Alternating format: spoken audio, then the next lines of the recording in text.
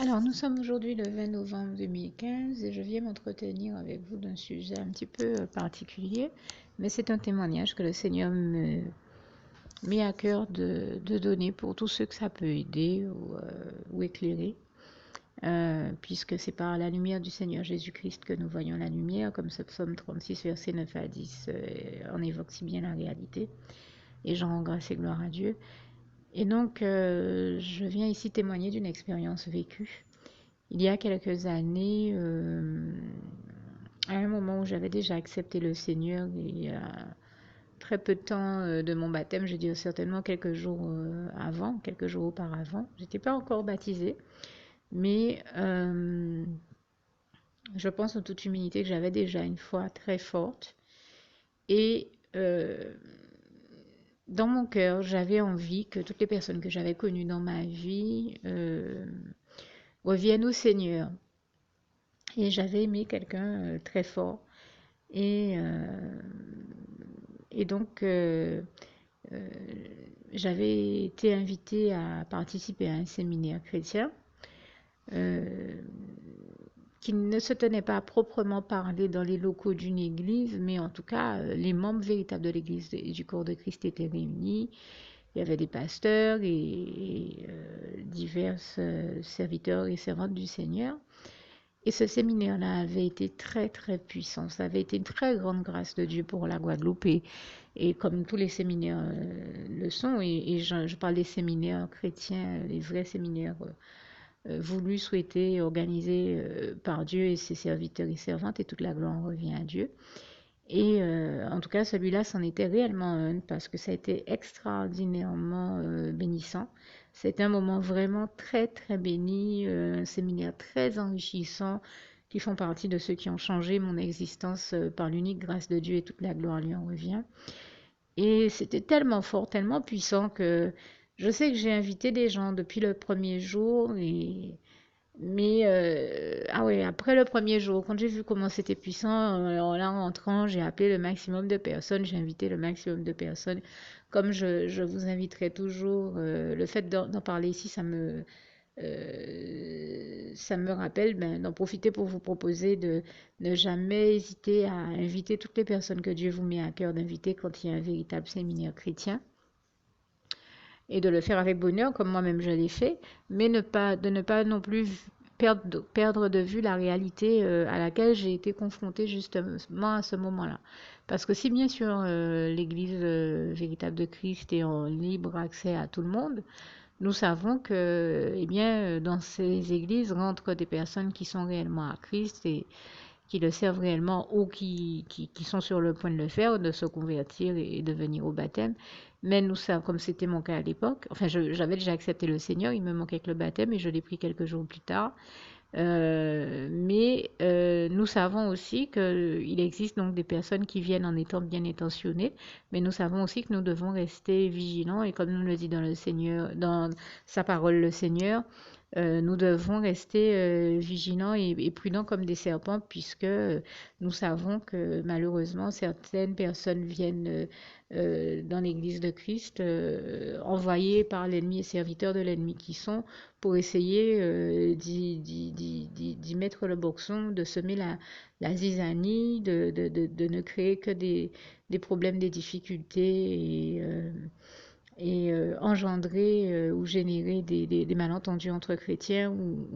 Nous savons que l'ennemi les utilise d'une manière ou d'une autre pour semer la division, la zizanie dans le camp de Dieu et dans l'église de Dieu. Et ça, bien entendu, nous n'en voulons pas parce que nous souhaitons demeurer dans la paix, l'amour, la joie de Christ, dans sa lumière et donc dans la paix du Christ, l'amour de Christ, sa joie, sa lumière, la justice de Christ et donc surtout dans l'unité de la foi en Jésus-Christ, dans notre réelle communion sincère et fraternelle, notre communion est avec Dieu, dans notre relation d'amour, d'intimité, de complicité, de sincérité avec Dieu et aussi avec nos frères et sœurs en Christ. Donc en la matière, c'est vrai que nous sommes heureux ensemble et nous accueillons tous ceux qui ont envie de découvrir le bonheur du Seigneur, des bras d'amour du Seigneur Jésus-Christ également et qui sont sincères avec lui. Mais ceux qui sont insincères, par définition, vous nous comprendrez, nous sommes sincères avec notre Dieu.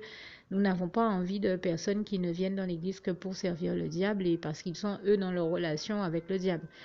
Ça ne nous intéresse pas puisque nous savons ce dont le Seigneur Jésus nous a avertis. Nous savons comment le diable n'est venu que pour détruire, comme il est écrit en Jean 10, verset 10, c'est qu'il est le père du mensonge et que ses enfants font ses œuvres, comme il est écrit en Jean 8, verset 41 à 47. Et donc, il n'y a aucune bonté, aucune vérité en lui, rien de bon à retenir ou à garder, rien de bon du tout, puisqu'il ne se tient point dans la vérité.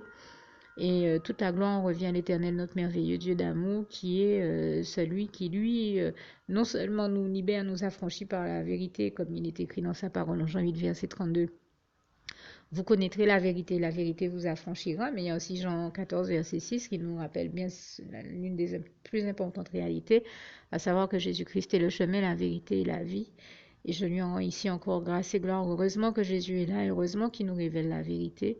Et j'ai vécu un moment de vérité exceptionnel justement ce jour-là, parce que j'ai invité du fond du cœur bon nombre de personnes. En tout cas, parmi ces personnes-là, j'oublierai jamais le cas d'une d'entre elles. Enfin, je vais préciser ici que c'était un homme que j'estimais sincèrement, que j'estimais et que j'aimais sincèrement, qui était un chef d'entreprise, qui en plus avait lui-même été comment dire ça, interpellé par la question chrétienne depuis très jeune. Et je m'exprime comme ça parce que je crois bien que c'est bien à ça que je dois me limiter dans mon propos le concernant, même si j'aurais préféré pouvoir dire autre chose. Son cas m'avait beaucoup interpellée, je crois que ça s'entend même maintenant sur ma voix parce que c'était quelqu'un qui en plus avait grandi dans un milieu où il était entouré de chrétiens, on va dire. Donc c'est vrai que je l'ai entendu lui-même me dire un jour que quand il avait 16 ans, il s'est détourné de l'Église. Et j'ai presque envie de vous dire, c'est malheureux à dire, mais si nous chrétiens nous espérons, et c'est un espoir qui est louable, hein, nous avons raison de garder bon espoir, seulement il nous faut rester vigilants avec certaines personnes. Parce que si nous avons bon espoir donc de voir le maximum de personnes aller au paradis, nous savons que le Seigneur nous en a déjà avertis pour rester lucide. Malheureusement, le paradis, même si Dieu lui invite tout le monde à y venir, tout le monde n'est pas ne se retrouve pas à faire ce qu'il faudrait pour, et résultat, tout le monde ne peut pas y accéder. Et puis, pire, hein, il y a surtout que Dieu, lui, est un Dieu d'amour, c'est un Dieu merveilleux, mais si les gens, au lieu de choisir Dieu, choisissent le diable, eh bien, le résultat est celui qu'on connaît. Si au lieu de faire le meilleur choix qui soit, qui est celui de dire oui à Dieu, à Jésus-Christ, à son Saint-Esprit, oui Seigneur, c'est avec toi que je veux avancer, oui c'est avec toi que je veux vivre et ensuite aller au paradis, comme la prière d'ailleurs que je vais rajouter à la fin de ce témoignage permet de dire oui au Seigneur Jésus-Christ et de l'accepter comme son sauveur personnel. Pour tous ceux qui en ont le désir, hein, qui ne l'auraient pas encore fait auparavant, eh bien, n'hésitez pas à faire cette prière que je vais rajouter, puisque c'est le premier pas vers le paradis, celui qui est tout simplement d'ouvrir son cœur au Seigneur Jésus-Christ et de l'accepter sincèrement comme son sauveur personnel. Cette prière-là permet donc de le faire et même de pouvoir partager cette prière avec le maximum de personnes autour de vous, tous vos bien-aimés, de la part du Seigneur Jésus qui, de toute manière, vous en bénira toujours. Et donc, j'avais donc invité cette personne, je referme ici la parenthèse du propos que je viens de tenir en amont, j'avais donc invité cette personne.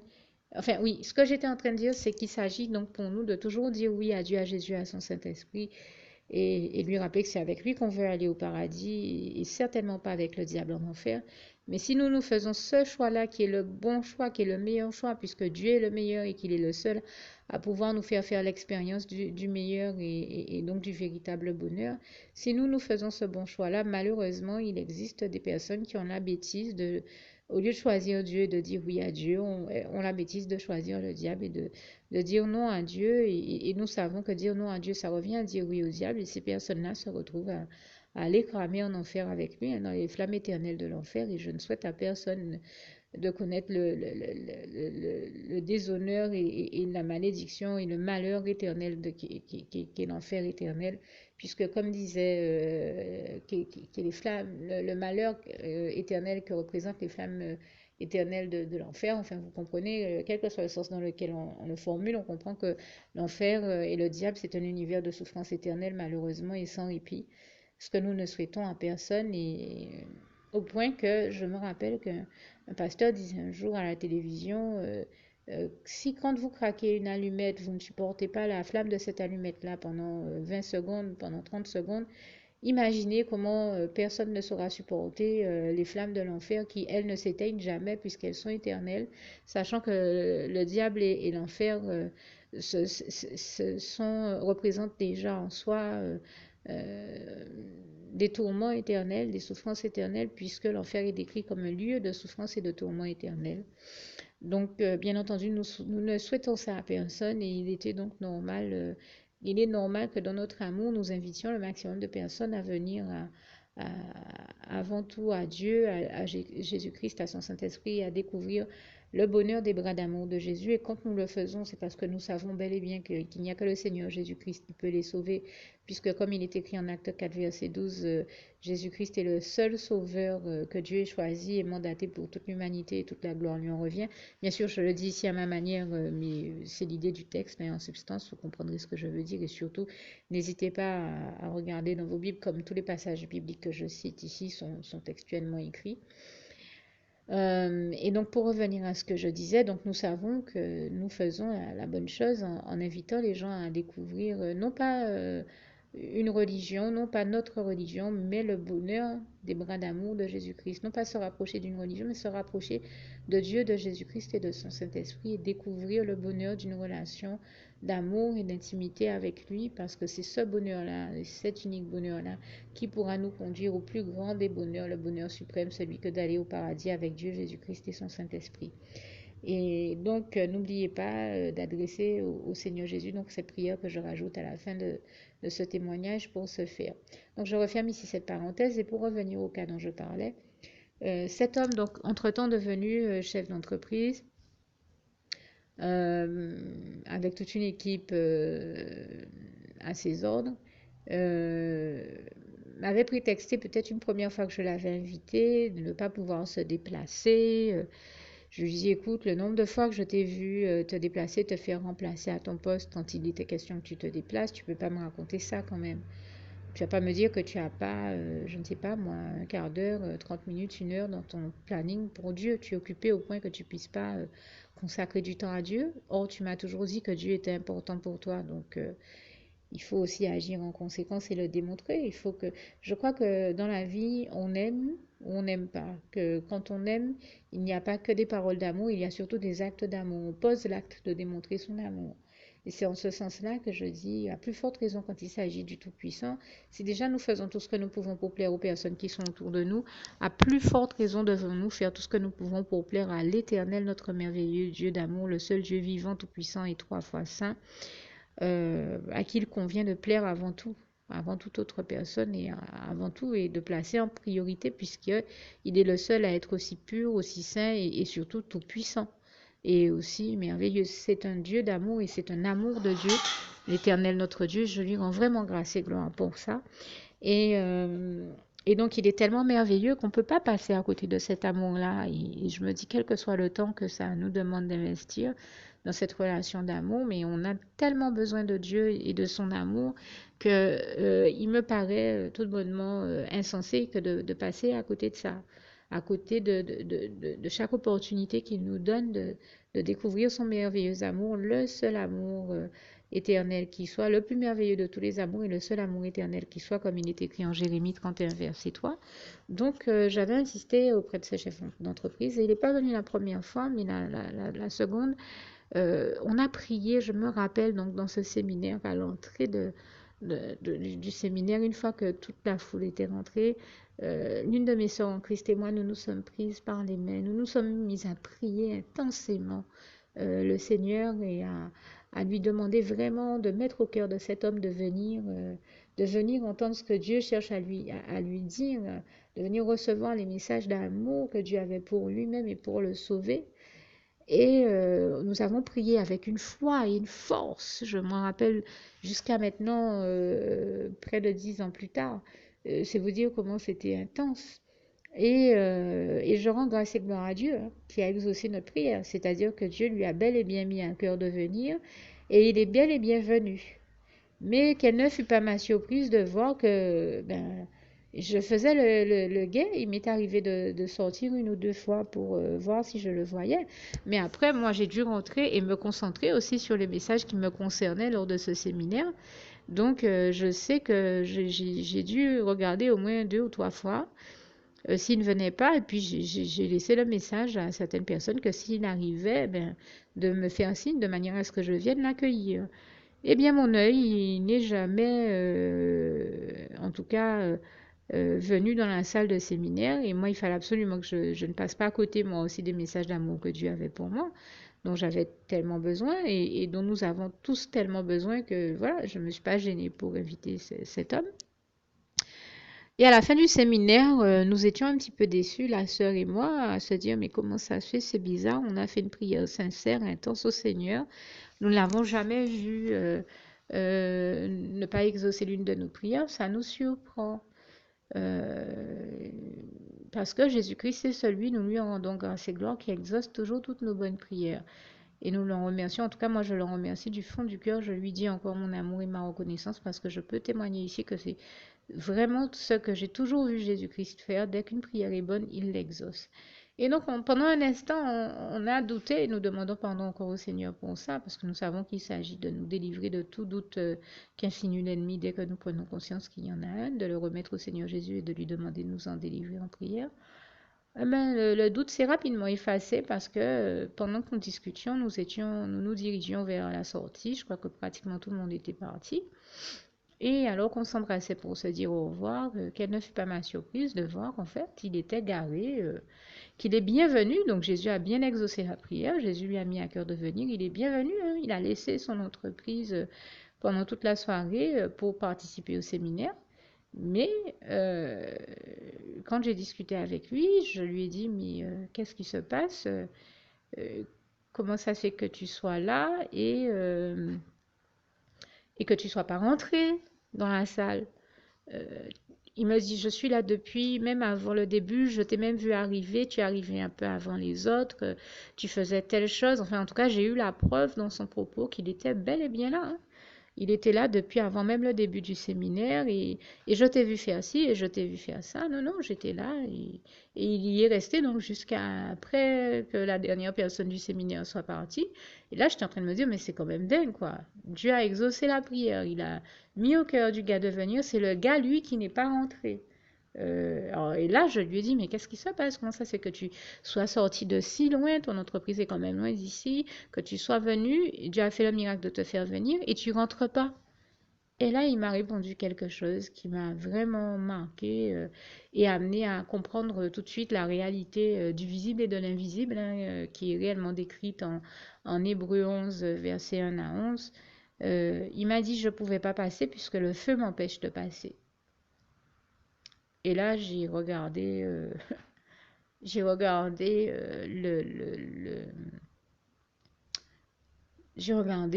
devant moi la barrière, le mur. Je me suis dit, mais oui, il voit un feu. Qu'est-ce qu'il me raconte là? À l'époque, j'étais jeune chrétienne, je n'avais pas encore pris le baptême. Je me suis dit, mais qu'est-ce qu'il me raconte? Comment ça, le feu l'empêche de passer? Il n'y a aucun feu là. Et il a dû certainement reprendre et me dire, oui, le feu du Saint-Esprit m'empêche de passer. Et là, j'ai fait, ah d'accord. Et bien, je vous dis, jusqu'à maintenant, je rends grâce et gloire à Dieu, à Jésus-Christ et à son Saint-Esprit, parce que cet homme-là n'a jamais pu pénétrer de toute la soirée. C'est-à-dire qu'il est resté là, tourné en rond pendant plus de 2 heures, enfin, pendant toute la durée du séminaire, mais il n'a jamais pu rentrer, pénétrer la propriété où se tenait ce séminaire et la salle non plus. Et le plus fort, c'est que Dieu a fait en sorte qu'il ne parte même pas, qu'il reste m'attendre, afin que je découvre cette vérité spirituelle, cette réalité-là. Et j'en rends grâce et gloire à Dieu. Donc ce que je veux dire, c'est que si officiellement, oui, l'accès peut être officiellement, comment dire ça, ouvert à tous, parce que Jésus-Christ est quelqu'un qui ne rejette personne. Mais ce que je comprends et que je tire comme leçon de cette expérience vécue-là, comme enseignement, c'est que quelqu'un qui est déjà arrivé à un degré de démonicité trop avancé ne pourra jamais rester dans la présence et la sainteté de Dieu et de ses enfants. De toute manière, la parole de Dieu nous le confirme, et dans un des passages, je ne sais plus si c'est en psaume ou en proverbe que je l'ai lu, mais le méchant ne subsiste pas dans l'assemblée des justes, hein. Je crois que ça doit être le psaume 5. En tout cas, le méchant ne subsiste pas devant la face de l'Éternel. Et c'est-à-dire, le méchant, c'est celui aussi qui est donc le contraire du juste. Le juste, c'est celui qui sert Dieu. Le contraire du juste, c'est le méchant, c'est celui qui ne sert pas Dieu et qui donc sert le diable et donc déjà à un certain degré de démonicité. Et quand je pense à quand j'en parle, ça me fait penser aussi à Malachie 3,18, hein, et vous verrez de nouveau hein, la différence entre celui qui sert Dieu et celui qui ne le sert pas. Je vous invite à lire ce passage qui est très beau également, et je rends grâce et gloire à Dieu. Et quand j'y pense, enfin, le fait de donner ce témoignage-là, ça me rappelle que j'ai sous mes yeux aussi quelqu'un dont je vous ai déjà parlé, qui est pareil, hein, que cette personne déjà arrivée à un degré de démonicité tel que un certain nombre de personnes ne comprenant pas le cas de cette personne-là, le réflexe d'inviter cette personne-là, eh bien, c'est une personne qui nous dit qu'elle peut nous déposer devant l'église, mais elle est incapable, elle ne peut pas y rentrer, hein. Et c'était quelqu'un qui rentrait à l'église, qui était à l'église au culte avec nous, en train de louer le Seigneur avant, hein. Mais le Seigneur nous a averti qu'elle s'était détournée de Dieu et détournée définitivement. Je peux vous assurer qu'il n'y a rien à faire, hein. On a beau l'inviter à l'église, comme me disait une des personnes qui est l'un de ses intercesseurs depuis plus de 30 ans, eh bien c'est quelqu'un qui va prendre n'importe quel prétexte pour aller en boîte de nuit plutôt que de venir dans ce que j'appelle la boîte de jour, la merveilleuse église de Jésus-Christ, l'église véritable de Jésus-Christ. C'est-à-dire qu'elle fait tout, elle est prête à se battre pour suivre les voies du diable plutôt que celles de Dieu. Et quand elle arrive dans une église, elle se dépêche de se barrer, ou quand elle arrive quelque part, elle ne peut pas rester, elle ne peut pas tenir dans la présence de Dieu et de ses enfants. Et quand elle arrive quelque part, soit devant une église ou ailleurs, où il y a des justes, des saints, donc les enfants de Dieu qui sont assemblés, elle ne peut pas tenir, hein. Moi, je peux vous le dire, un jour, on était comme ça à une manifestation entre chrétiens, et elle était venue déposer quelqu'un, et elle a salué l'une des personnes qui était là et qui nous recevait. Et ben, gentiment, quelqu'un lui a dit, ben, tu vas rester prendre un pot avec nous, ou je sais plus trop quoi. Elle a répondu, ah non, moi je peux pas, le feu me brûle, le feu, je dois partir, le feu. On s'est regardé, on s'est dit, mais quel feu? Et tout de suite, elle a dû nous répondre un truc, comme le gars m'avait dit, le feu du Saint-Esprit. Et donc, nous, on s'est dit, mais c'est bizarre, nous, on sent aucun feu. Et si le feu du Saint-Esprit ne nous brûle pas, on est des centaines là à l'intérieur, on n'a aucune espèce de problème, on ressent aucune espèce de feu, et que toi, tu es là, tu dis, ouais, le feu, moi, j'en peux plus, le feu, ouais. Et puis, elle a pris sa voiture, elle s'est barrée, mais avec une rapidité, on n'a rien compris. Eh ben, c'est bien parce que cette réalité-là est bel et bien vraie. Et comme dirait quelqu'un que je connais, c'est vraiment vrai, c'est réellement réel, j'ai envie de dire. Et je rends grâce et gloire à Dieu hein, qui nous protège ainsi de toute contamination démoniaque, j'ai envie de dire. Toute la gloire lui revient, puisque comme le Seigneur nous le dit dans sa parole, hein, les mauvaises compagnies corrompent les bonnes mœurs. Vous avez encore le psaume 1, verset 1 à 6 qui nous dit bien, heureux l'homme qui ne s'assied point en compagnie des méchants hein, et qui n'agit pas sur leur conseil. Et nous savons également que l'amitié avec le monde est une amitié aux yeux de Dieu et envers Dieu. Donc il ne s'agit pas pour nous, véritables enfants de Dieu et qui faisons partie des justes, d'aller nous retrouver parmi les méchants et les injustes à les côtoyer et à tomber dans leur fonctionnement. Parce que par définition, comme Malachie 3, verset 18 nous le dit bien, il y a une réelle différence entre ceux qui servent Dieu et ceux qui ne le servent pas. Et ceux qui le servent comprennent très bien de quoi je veux parler, j'en demeure persuadée. Donc, moi, je rends grâce et gloire à Dieu. Et je le dis ici pour avoir vécu ces expériences-là. La différence est notoire pour ne pas parler de contraste et voire même de contraste tel qu'il y a une véritable opposition antinomie, je sais pas, on peut y mettre beaucoup de mots, mais c'est le cas de dire que c'est une opposition radicale, tout comme Dieu et l'ennemi sont dans une opposition totalement radicale. Je pense à ce passage de 2 Corinthiens 6, versets 14 à 18, je crois, qui dit car qu'y a-t-il de commun entre Christ et Bélial? Rien. Entre la lumière et les ténèbres, entre, voilà, j'ai envie de dire la justice et l'injustice, rien. La bonté et la méchanceté, rien. C'est pas possible. Les deux ne sont pas miscibles et c'est normal parce que l'Éternel, notre merveilleux Dieu d'amour, n'est pas un Dieu de mélange. Et je lui rends grâce et gloire et il est surtout un Dieu qui ne tient point le coupable pour innocent et donc le méchant pour le juste. Voilà, il ne mélange pas les deux ne sont pas mélangeables, les deux ne sont pas miscibles, comme je viens de le dire. Et je pense même à ce passage d'Ésaïe 5, versets 20 à 25, qui dit bien au verset 20, Malheur à ceux qui je mets 3 points de suspension à ça, je vous invite à lire ce passage, mais en tout cas, voilà, à ceux qui appellent le bien mal et le mal bien et qui font passer les ténèbres pour la lumière et la lumière pour les ténèbres, vice versa. En tant qu'enfant de Dieu, enfant de lumière, nous savons de quoi il en retourne, de quoi il s'agit en réalité. Et là aussi, donc je vous invite à lire ce passage-là un peu plus longuement et à le méditer également, si Dieu vous le met à cœur. Mais vous avez aussi, puisque je viens de parler d'enfant de Dieu et enfant de lumière, ce passage d'Éphésiens 5, verset 1 à 20, qui est très très beau sur la question, qui vient là aussi compléter mon propos. Et je vous invite donc à vraiment découvrir ces passages, tout comme à l'époque, moi je les avais vraiment découverts avec bonheur, ainsi que toutes ces réalités, ces vérités dont le Seigneur Jésus m'a m'a si bien éclairé et libéré. Puisque, comme je disais, j'ai cité Jean 8, verset 32 tout à l'heure, mais pour moi, un autre passage est complémentaire à Jean 8, verset 32.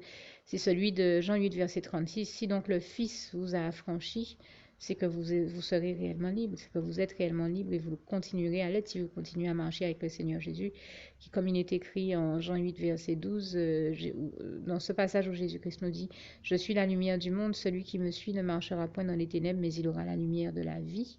Et j'en rends grâce et gloire à Dieu, à Jésus, à son Saint-Esprit, et on peut même dire de la vie éternelle, puisque comme il est écrit en Jean 3, versets 16 à 17, car Dieu a tant aimé le monde et donc les hommes qu'il a donné son Fils unique, Jésus-Christ, afin que quiconque croit en lui, Dieu, Jésus et son Saint-Esprit, ne périsse point, mais ait la vie éternelle, et toute la gloire en revient à Dieu, puisque la vie éternelle, c'est qu'ils te connaissent, toi le seul vrai Dieu, l'éternel, notre merveilleux Dieu d'amour, le seul vrai Dieu tout-puissant, trois fois saint, le seul maître et propriétaire de tout l'univers, à qui toute la gloire revient. Nous t'aimons, Seigneur, nous tous tes enfants. Et bien merci Seigneur justement de bénir abondamment, puissamment, richement tous tes enfants et tous ceux pour qui tu le souhaites, parmi tous ceux qui ont écouté ce témoignage. Et je termine donc avec le meilleur souhait de mon cœur que je puisse leur faire, celui de que ce passage de Philippiens 4, verset 7 résume très bien. Que la paix de Dieu qui surpasse toute intelligence garde vos cœurs et vos pensées en Jésus-Christ. À bientôt et surtout n'oubliez pas de faire la prière qui suit. Que Dieu vous bénisse.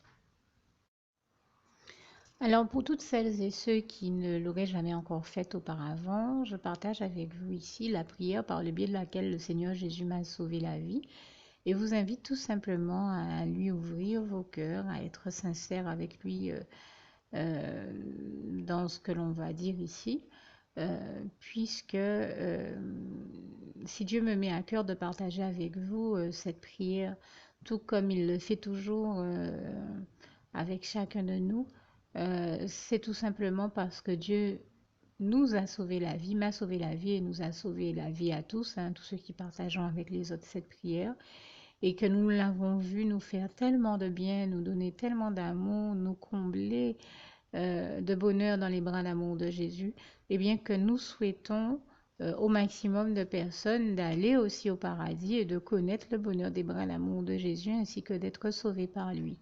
Mais bien entendu, pour être sauvé, encore faut-il prendre le temps de demander à l'être et d'accepter donc le Seigneur Jésus-Christ comme son sauveur personnel, ce qui est ici l'objet de cette prière. Alors, n'oubliez pas à cet effet qu'il est notamment écrit en Acte 4, verset 12, que Dieu, dans sa grande sagesse, dans sa sagesse infinie, a choisi le Seigneur Jésus-Christ, qu'il l'a mandaté, qu'il a délégué pour être le seul sauveur de toute l'humanité et qu'il n'y a aucun autre nom que celui du Seigneur Jésus-Christ qui nous ait été donné, qui ait été donné à toute l'humanité pour être sauvé. Voilà pourquoi nous avons la certitude qu'en acceptant le Seigneur Jésus comme notre sauveur personnel, nous faisons définitivement le bon choix, d'autant qu'il est également écrit en Jean 14, verset 6, Jésus-Christ est le chemin, la vérité et la vie. Nul ne va au Père Dieu sans passer par le Fils Jésus-Christ. Voilà pourquoi nous devons donc adresser au Seigneur Jésus la prière qui suit. Donc Seigneur Jésus-Christ, n'hésitez pas donc à dire cette prière à haute voix en vous mettant bien entendu dans un lieu où vous savez que vous pouvez prier en toute sérénité. Donc Seigneur Jésus-Christ, je t'accepte aujourd'hui comme mon sauveur personnel, moi un tel, vous dites votre nom et votre prénom. Et je te demande aussi, Seigneur, vraiment de continuer à veiller sur moi et sur ma vie. Je remets d'ailleurs toute ma vie entre tes mains, éternel mon Dieu, Jésus d'amour, Saint-Esprit, puisque tu en es le Créateur. Je remets cette vie entre tes mains, je te la donne puisqu'elle t'appartient, puisque tu l'as créée. Et je te demande de me conduire à toutes les victoires et réussites que tu as prévues pour ma vie. Tout comme je te demande aussi pardon, éternel mon Dieu, Jésus d'amour, Saint-Esprit, pour tous les péchés que j'ai commis tout au long de ma vie, dès le début jusqu'à la date d'aujourd'hui incluse. Pardon aussi, Seigneur Jésus, pour toutes les fois où j'ai fait mal à ton cœur. Et surtout, merci, Seigneur Jésus, quand le bon moment sera venu pour ça, de revenir me chercher pour m'amener avec toi dans tes bras d'amour au paradis où je veux demeurer et continuer à te servir et à t'appartenir pour l'éternité en éternité. Et c'est au nom puissant du Seigneur Jésus-Christ que j'ai fait cette prière. Soyez bénis, vous tous qui avez fait cette prière, que Dieu vous garde et vous bénisse tous. Et surtout, n'oubliez pas de partager cette prière avec le maximum de personnes autour de vous, tous vos contacts, famille, amis et bien-aimés, et que Dieu vous en bénisse. À bientôt.